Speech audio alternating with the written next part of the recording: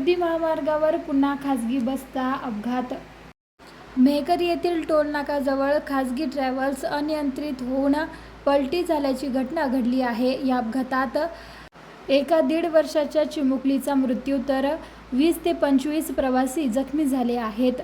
Travels पलटी झाल्याने 4 चाकी वाहनावर आदळली. त्यामुळे 4 चाकी वाहनाचेही मोठे नुकसान झाले आहे.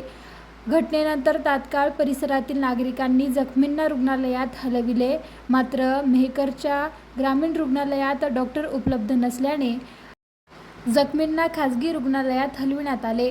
घटनेची माहिती मिळताच पोलिसांनी घटनास्थळी दाखल होऊन पंचनामा केला असून पुढील तपास पोलीस करीत आहेत. मी रतन नेमाडे बंजारा लक्झरीने बसलो होतो पनवेलवरनं मेकरसाठी यासाठी गाडीने आलेली. सकाळी 3-3:30 वाजता ड्रायव्हर बदललेला. ड्रायव्हर बदलून नंतर मग तो एक किन्नर आणि एक पॅसेंजर मिळून ड्रायव्हरची रील करत होते मोबाईलवरती.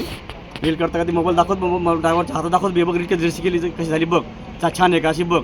गाण्यावर ड्रायव्हर नाचू लागला. असे कॉल करून नाचू होता ड्रायव्हर स्वतः. म्हणजे त्याचे मोबाईल बघणं तंबाखून थुकणं हे असे करता होते. म्हणजे रील चालू त्यांचं कमीत कमी ते बसल्यापासून ते नाटक करत होता. ड्रायव्हर मी स्वतः बोललो की बाबा पुढं बघ तो केलं तुला काय करायचं गप आम्ही रील करतोय असं म्हणून त्यांनी ते रील करत होता. आणि टोल नाका समोर आला. त्यातलं टोल नाका लक्ष नव्हतं अजिबात.